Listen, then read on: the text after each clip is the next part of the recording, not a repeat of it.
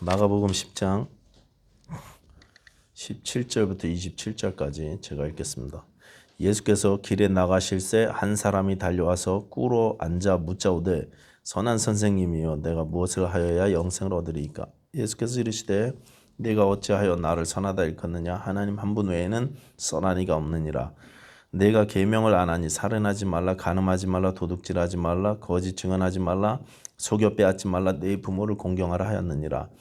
그가 여짜오되 선생님이 이것은 내가 어려서부터 다 지켰나이다. 예수께서 그를 보시고 사랑하사 이르시되 내가 아직도 한 가지 부족한 것이 있으니 가서 내게 있는 것을 다 팔아 가난한 자들에게 주라. 그리하면 하늘에서 보화가 내게 있으리라.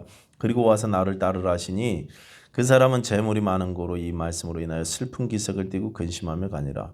예수께서 둘러보시고 제자들에게 이르시되 재물이 있는 자는 하나님의 나라에 들어가기가 심히 어렵도다 하시니 제자들이 그 말씀에 놀라는지라. 예수께서 다시 대답하여 이르시되 애들아, 하나님의 나라에 들어가기가 얼마나 어려운지 낙타가 바늘기로 나가는 것이 부자가 하나님의 나라에 들어가는 것보다 쉬우니라 하시니 제자들이 매우 놀라 서로 말하되 그런즉 누가 구원을 얻을 수 있는가 하니 예수께서 그들을 보시며 이르시되 사람으로는 할 수 없으되 하나님으로는 그렇지 아니하니 하나님으로서는 다 하실 수 있느니라. 아멘. 기도하겠습니다. 아버지 하나님 감사합니다. 오늘 귀한 말씀을 주실 때 우리 마음이 뜨거워지기를 원합니다. 우리 마음이 성령 충만해지기를 원합니다. 하나님을 사모해서 예수님을 사랑하는 마음으로 이 시간에 우리가 찬송하고 기도하고 주의 말씀을 나누오니 성령 충만하게 역사해 주시고 우리 마음이 온전히 주님을 향하게 하여 주시옵소서. 감사드리며 예수님 이름으로 기도하였습니다. 아멘. 오늘 본문에 나오는 이 한 사람, 예수님께 달려와서 무릎을 꿇었던 이 한 사람은 청년이었다고 마태복음에 나와요. 젊은 사람이었습니다. 또 누가복음으로 보면 관리라고도 나와요. 옛날 성경엔 관원 이렇게 되어 있습니다. 이 관리라는 말은 사내들인 의회 의원이거나 아니면 로마에서 임명한 관리거나 둘 중에 하나입니다. 굉장히 높은 직책의 공무원이었다는 것입니다. 무슨 관리인지는 정확히 알 수는 없지만 분명히 이 지체 높은, 벌써 젊은 나이에 높은 자리까지 올라간 사람이었습니다. 아직 어린 나이에 어떻게 높은 관직에 오르게 되었는지는 잘 모르겠지만 이 사람은 세상적으로는 부러울 것이 없게 성공한 그런 사람이었습니다. 젊고 또 지체 높고 또 부자고 다 가졌죠. 가지고 있는 거 다 가지고 있습니다. 이렇게 잘난 이 청년은 거기에다가 성격도 좋은 것 같아 보여요. 굉장히 겸손하죠. 보통 좀 많이 가졌다 그러면 이 졸부라고 하는 사람들, 막 연약한 사람들 무시하기도 하고 막 이렇게 하지 않습니까? 근데 이분은 함부로 그렇게 가난한 사람이나 상대방을 함부로 대하지 않는 것 같아요. 예수님께 나와서 이렇게 예수님을 대하는 모습을 보면 최대한 예의를 갖추는 모습 알 수 있습니다. 17절 보시면 그렇죠. 달려와서 꿇어 앉아서 예의를 갖추고 자신이 궁금했던 것을 질문하기 시작합니다.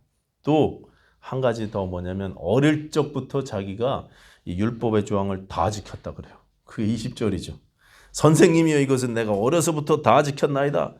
신앙심도 좋습니다. 어려서부터 아주 막 살지 않고 경건한 삶을 살았던 사람이 이 청년이었습니다. 그야말로 좋은 조건을 다 갖추고 세상적으로 보면 흠잡을 것 없는 인생을 살던 사람, 이 청년이었어요. 이 사람이 와서 예수님께 질문을 합니다. 선한 선생님이여 내가 무엇을 하여야 영생을 얻을 수 있으리까? 내가 무엇을 해야 영생을 얻을 수 있습니까? 이건 보통 이제 육신적으로 다 성공을 하게 되면 일반적으로는요. 그러면 그 다음에 영적인 삶에 관심을 갖는 게 아니라 영적인 삶에 관심이 무뎌져요. 이상하게 하나님이 우리에게 축복을, 세상적인 축복을 받게 되면 그래서 건강도 주시고 물질도 주시고 관계도 회복되고 막 저 사람 행복하겠다 이런 평을 듣게 되면 그 다음부터 그 사람이 신앙이 점점 좋아지면 너무나 좋은데 이 갈급함이 사라져서 그런지 영적인 갈급함도 없어지더란 말이죠. 보통은 그렇습니다. 근데 이분은 육적으로 가질 걸 다 가지고 있음에도 불구하고 영적인 관심도 지대하게 높았어요. 어떻게 해야 영생을 얻을 수 있습니까? 근데 이 사람의 질문에 한 가지 큰 실수가 있었죠. 선한 선생님이요 내가 무엇을 하여야 영생을 얻으리까? 이제 우리가 알죠. 영생은 내가 무엇을 해서 받는 게 아닙니다. 어떤 종교적인 규칙들을 잘 지켜서 받는 게 아닙니다. 율법을 지켜서 영생을 얻는 것이 아니란 말씀입니다. 선한 행위로 천국에 간다면 그거는 우리 신앙이 아니에요. 그건 기독교가 아닙니다. 그런데 이 청년은 뭔가 내가 선한 일을 해서 그 대가로 천국을 갈 수 있다. 그 상으로 영생을 얻을 수 있다. 이렇게 생각했다는 거죠. 이게 굉장히 잘못됐습니다. 그래서 예수님께서 대답하십니다. 네가 계명을 안 하니, 율법이죠. 십계명으로 쭉 이야기하셔요. 간음하지 말라, 살인하지 말라, 도적질하지 말라, 거짓 증거하지 말라, 네 부모를 공경하라 하였느니라. 이 5가지 계명은 5계명부터 5, 6, 7, 8, 9까지 이렇게 하셨어요. 10계명 1계명부터 4계명까지는 우리가 잘한 대로 하나님과 우리 사이의 관계고 5계명부터 마지막까지는 사람과 사람 사이의 관계 아닙니까? 지금 예수님은 부자 청년 관원에게 사람 사이에 지켜야 될 것을 말씀하시는 것 같습니다. 그 말씀에 기다렸다는 듯이 이 사람이 자기는 이 모든 법을 어려서부터 다 지켰다고 이렇게 자신 있게 이야기합니다. 선생님이여, 이것은 내가 어려서부터 다 지켰나이다. 율법에는 자신이 있다는 거죠. 그래서 예수님께서는 내게 아직도 한 가지 부족한 것이 있으니 가서 내게 있는 것을 다 팔아 가난한 자들에게 주라. 그리하면 하늘에서 보화가 내게 있으리라. 그리고 와서 나를 따르라. 무지막지한 말씀을 주셨어요. 가진 재산 다 팔으라고 말씀하십니다. 가진 재산 다 팔고 예수님을 따르래요. 이게 무슨 말씀이겠습니까? 여러분 가지신 재산 다 팔고 예수님 따르실 수 있겠습니까? 없죠. 저는요, 비상금 감춰놓은 것만이라도 들킬까봐 막 벌벌 떠는데 이 사람 가진 거 다 정리해갖고 가난한 사람들 다 나눠주라고 그렇게 이야기한단 말이죠. 예수 믿으려면 재산을 다 팔아갖고 교회에다 딱 들여놔야 그래야 믿음이 생기는 겁니까? 그래야 신앙생활이 시작되는 겁니까? 그거 아니겠죠. 분명히 아닐 것입니다. 물론 특수한 상황 가운데서는 재산을 정리하라는 요구를 받기도 해요. 우리 IMB 선교사님들이 우리 침례교회 해외 선교부가 전 세계적으로 굉장히 유명해요. IMB가 교단적으로 다른 교단에서도 막 이렇게 공부하려고 그러고 어떻게 이렇게 선교를 잘하냐고. 거기 선교사님이 되려면 계속 인터뷰를 하고 계속 훈련도 받습니다. 한 1년, 2년 동안 계속 인터뷰해요. 우리 한국에 제가 아는 어떤 분이 한국 분이 평신도시인데 거기 IMB에 지원을 했다. 다 통과했습니다. 마지막 인터뷰까지 다 통과했는데 마지막에서 걸렸어요. 그게 뭐냐면 미국에 재산이 뭐 있냐 그랬더니 집 한 채 있습니다. 그랬더니 그거 팔으라는 거예요. 선교사로 나갈 거니까 나가서 선교지에서 삶을 마친다는 각오로 미국에 있는 재산 정리하라 그랬어요. 근데 이분이 내가 미국에 이민 와서 수십 년 동안 가진 건 이 집 한 채인데 이걸 어떻게 정리하나. 그래갖고 그걸 따르지 못했어요. 그래갖고 임명을 받지 못했죠. 이게 여러분 특수한 경우, 특수한 상황에서는 재산을 정리하라는 요구를 받기도 하지만 예수님께서는 지금 평신도들의 일반적으로 신앙생활하는 우리들에게 이 말씀을요, 너네 재산 정리해야 예수 믿을 수 있다, 이 말씀하신 게 분명히 아니라는 사실을 우리가 알고 있습니다. 분명히 구원은 행위로 받는 것이 아니기 때문에 그렇습니다. 그러니까 지금 예수님은 율법으로 자기가 뭔가를 해서 영생을 얻을 수 있다고 생각하는 청년에게 율법으로 질문을 하니까 율법으로 대답을 주신 것뿐이에요. 네가 지켜서 영생을 얻어라가 아니라 너는 안 된다는 말씀을 주시는 것입니다. 너는 안 된다. 왜 안 됩니까? 여러분 오늘 본문 앞에 14절을 한번 찾아서 읽어보겠습니다. 마가복음 10장 14절. 한번 읽어볼게요. 예수께서 보시고 노하시어 이르시되 어린 아이들이 내게로 오는 것을 용납하고 금하지 말라. 하나님의 나라가 이런 자의 것이니라. 하나님 나라가 이런 자, 어린아이 같은 자들의 것이라고 말씀하셨어요. 그러니까 오늘 본문의 이 청년은 지금 어린아이 같지 못한 모습을 보이고 있다는 그런 뜻입니다. 어려서부터 율법을 다 지키고 정말 올곧게 살아온 인생이었지만 하나님 나라에 들어갈 수 있는 이 어린아이 같음이 이 청년에게 없었다는 말씀입니다. 여러분 어린아이와 그들을 사랑하시는 예수님 사이에는 아무것도 없어요. 그렇죠? 예수님이 나를 만져주시길 바래. 예수님 좋아하면서 꼬마들이 왔을 때 예수님과 그 어린아이들 사이에 뭐가 가로막고 있겠습니까? 아무것도 없어요. 그냥 예수님이 좋은 거예요.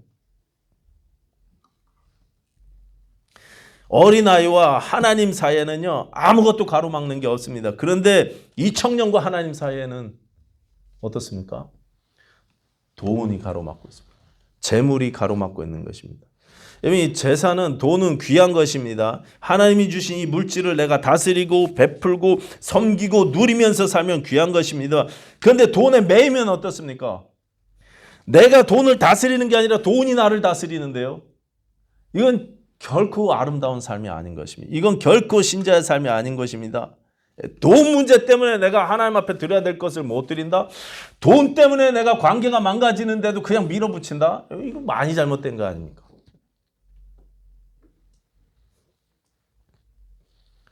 돈을 다스리는 것이 아니라 섬기게 되는 거죠. 하나님과 나 사이에 아무도 끼어들어서는 안 되는데, 그런데 재물이 끼어들었단 말입니다. 예수님은 이 청년의 마음을 드러내시는 것입니다. 네 마음에 지금 재물에 대한 사랑이 하나님에 대한 사랑보다 더 크다는 사실을 알아라. 율법의 겉모습을 지키는 것보다 율법의 그 정신을 알아야 된다고, 왜 율법을 주셨는지 좀 알라고 말씀하시는 것입니다. 하나님을 사랑하고 이웃을 사랑하는 그 마음을 좀 알라는 것입니다. 재물을 다 팔아서 남을 돕고 나를 좇으라는 말씀을 들은 이 부자 청년은 오늘 말씀에 그래서 슬픈 기색을 띠고 그리고 근심하면서 돌아갔습니다. 율법을 붙잡으니까 슬퍼지는 거예요. 근심하게 됩니다. 지킬 수 없으니 근심하게 되죠. 결국은 아무리 지켜도 만족할 수 없으니 율법으로 인정받으려고 하면 근심하고 슬퍼지게 되는 것입니다. 이 부자 청년과 비교해서 오늘 제가 또 한 사람 이야기를 하겠습니다. 이 사람도 부자였습니다. 이 사람도 고급 공무원이었습니다. 똑같아요, 조건이. 근데 이 사람은요, 아까 처음에 그 부자 청년처럼 착한 사람은 아니었던 것 같습니다. 많은 사람에게 존경을 받지는 못했습니다. 존경은커녕 멸시를 받으면서 손가락질을 받았으면서 살았을 가능성이 높습니다. 사람들이 이 사람을 싫어했을 것입니다. 제 추측에 분명히 이 사람은 인생의 가장 큰 목표가 돈을 모으는 것이었을 것입니다. 그냥 재물을 위해서만 살았던 사람, 돈이라면 뭐든지 다 하는 사람이었습니다. 자기의 직위를 이용해서 남의 돈을 떼먹고 사기치고 겁을 줘서 빼앗는 일도 종종 했던 것 같습니다. 사람 사이의 관계가 망가지든 말든, 다른 사람이 나를 손가락질하든 말든 돈만 있으면 된다는 것입니다. 니네 돈 나중에 손 내밀기만 해봐라 나한테, 이래가면서 말이죠. 그래서 많은 재산을 모아 결국 부자가 되었습니다. 오직 인생의 목적이 돈 버는 거였어요. 이 사람 누굽니까? 누구 이야기 같습니까? 삭개오 이야기입니다. 누가복음 19장에 나옵니다. 누가복음 19장 2절 보시면 이렇게 되어 있어요. 삭개오라 이름하는 자가 있으니 세리장이요 또한 부자라.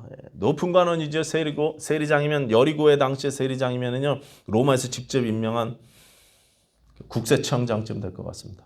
지방 국세청장, 굉장히 큰 세관이 있던 곳입니다. 높은 사람이었고 또 부자라 그랬습니다. 삭개오도 부자였습니다.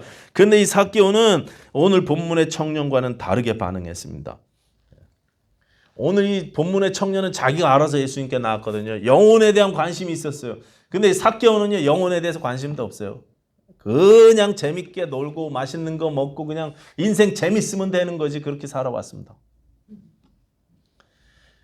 예수님에 대해서도 별 생각이 없습니다. 부자 청년은 예수님을 선한 선생님이라고 부르면서 무릎 꿇고 예수님께 질문을 하는데, 그래서 예수님의 가르침을 좋아하고 존경하면서 배기를 원했는데요, 삭개오는요, 예수님에 대해서 관심도 없어요. 관심도.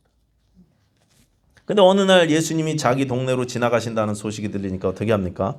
19장 3절, 그가 예수께서 어떠한 사람인가 보고자 하되 키가 작고 사람이 많아 할 수 없어. 예수께서 어떠한 사람인가 하여 보고자 하되, 어떠한 사람인가 하여. 도대체 이 예수란 사람이 누구야? 도대체 이 사람이 뭔데 이렇게 동네가 그냥 온 세상이 시끄러워. 궁금하다 이거죠. 그냥 구경 삼아서 나온 것입니다. 신앙이나 영적 호기심과는 전혀 관계없이 그냥 나가봤어요. 궁금해서요. 근데 밖에 나와보니 사람이 너무 많고 자기는 키가 작습니다. 그래서 나무 위로 올라갔어요. 다른 사람들도요, 그 여리고 길가에 나무가 많았을 거 아닙니까? 많았을 거 아닙니까? 당시에 나무가요, 삭개오가 올라갔던 길가에 그 나무만 하나 있었겠습니까? 분명히 다른 나무에도 사람들이 주렁주렁 매달려서 예수님을 보고 있었을 것입니다. 길가집 옥상 위에서도 이렇게 보고, 처마 위에서도 보고, 많은 사람들이 몰려다니면서 예수님을 보려고 관심을 갖고 있었어요. 근데 그 많은 사람들을 다 제껴 놓으시고 예수님은 삭개오가 있는 그 나무로 오셨어요. 그리고 19장 5절에 이렇게 말씀하십니다. 삭개오야 속히 내려오라. 내가 오늘 네 집에 유하여야 하겠다 하신. 오늘 네 집에 유해야만 한다. 내가 오늘 네 집에 유하려고 여기까지 왔다 이런 뜻입니다. 어떤 분도 이제 어린이들 설교 시간에 그 주일학교 선생님들이 많이 이야기해요. 삭개오처럼 열심히 나무에 올라가자고요. 예. 삭개오처럼 열심히 나무에 올라갔던 사람들이 거기 널려 있었다니까요. 예수님이 그분들 다 패스하고 바로 그 사람 삭개오한테 와서 멈추셨어요. 삭개오의 노력과는 아무런 상관이 없다는 것입니다. 주님께서 찾아오신 게. 이 만남의 주도권이 예수님께 달려있는 100% 예수님께 달려있는 그런 만남이라는 것입니다. 지금 예수님은 당시 사시던 곳 갈릴리에서 출발해서 예루살렘으로 가시던 길이었습니다. 이제 예루살렘에 올라가시면 대제사장들과 빌라도에게 처벌을 고난을 받으시고 십자가를 지셔야 되는 일이 기다리고 있습니다. 그 일을 위해서 지금 예루살렘으로 마지막 올라가는 길이었습니다. 근데 갑자기 중간에 길을 바꿔서 여리고를 들러갖고 예루살렘으로 올라가요. 배행 우회하셔갖고 여리고를 왜 들리시냐고요. 왜 들리셨습니까? 삭개오 때문에. 십자가를 앞둔 그 순간에.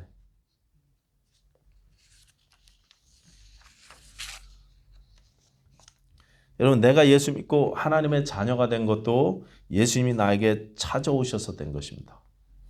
여러분이 나 이제 결심하고 결단해서 예수님 믿는 게 아니고 그 마음을 주시기 위해서 성령께서 나를 찾아오셨기 때문에 여러분이 자녀 된 것입니다. 내가 예수 믿고 하나님의 자녀가 된 것은 예수님이 나를 찾아오셨기 때문에 된 것입니다. 아무도 내가 잘나서 예수 믿은 사람은 없습니다. 삭개오를 찾아가신 예수님이 오늘 저와 여러분도 찾아오셔서 구원하신 것입니다. 그 결과가 무엇입니까? 이게 은혜예요. 나를 찾아오시는 결과가 무엇입니까? 누가복음 19장 8절 보시면 이렇게 되어 있습니다. 삭개오가 서서 주께 여짜오되 주여 보시옵소서 내 소유의 절반을 가난한 자들에게 주겠사오며 만일 누구의 것을 속여 빼앗은 일이 있으면 네 갑절이나 갚겠나이다. 예수님은 삭개오한테 십계명 지켜라 말도 안 하셨어요. 뭐 젊은 부자 간원한테 하신 것처럼 재산 다 팔아서 너 너무 많으니까 가난한 사람 나눠줘라 이런 소리도 안 하셨습니다. 그런데 삭개오가 스스로 내놓습니다. 은혜를 체험하고 나니까 온통 마음을 쏟던 재산에서 마음이 하나님께로 옮겨지더라는 것입니다. 우리 마음을 어디다 둬야 되는지 알기 시작한 것입니다.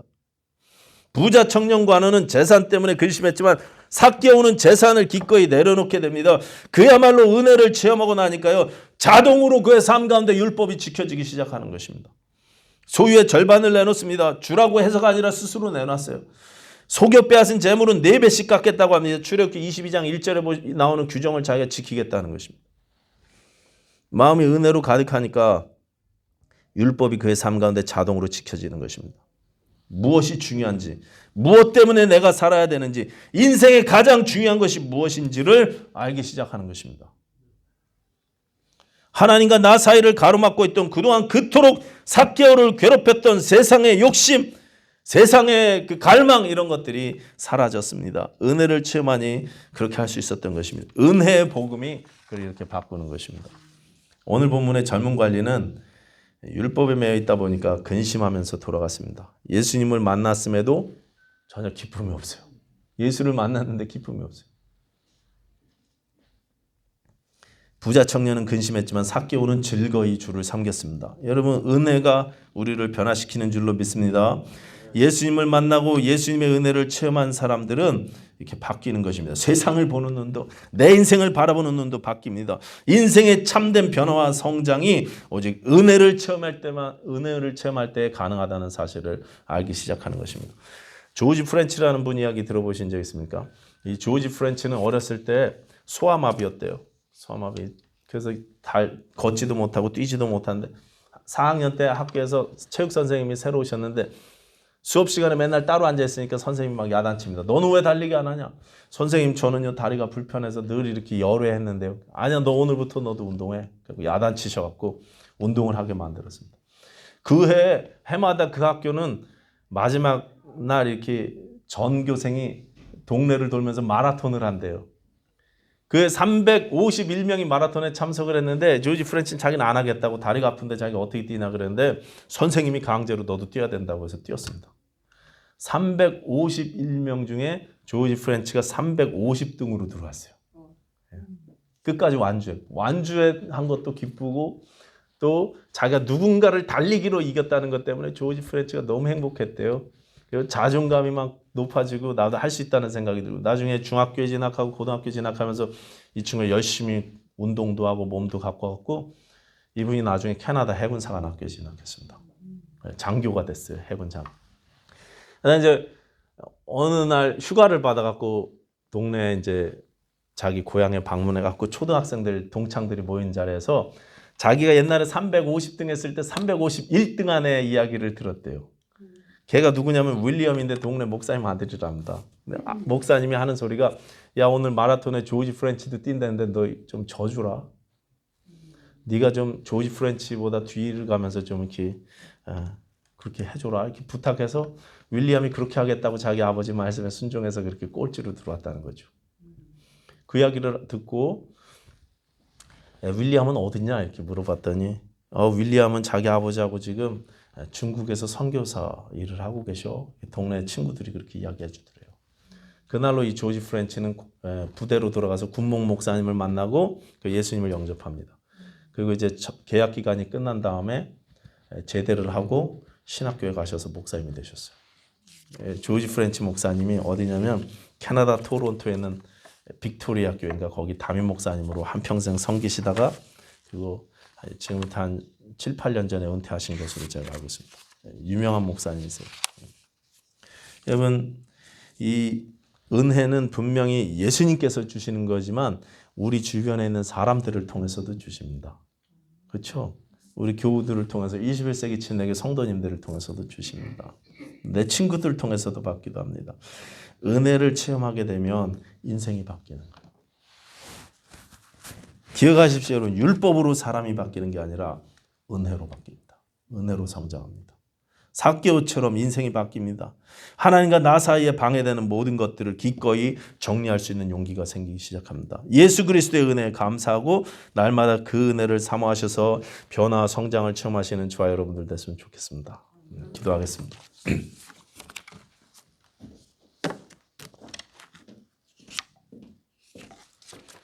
하나님 아버지 감사합니다. 우리를 변화시키고 성장시켜 주시는 주의 은혜를 날마다 체험하게 되기를 원합니다. 우리 21세기 침례교회 성도님들이 더욱더 주님을 기뻐하며 주의 은혜를 사모하는 성도들 되게 하여 주시옵소서. 예수님 이름으로 기도하였습니다. 아멘.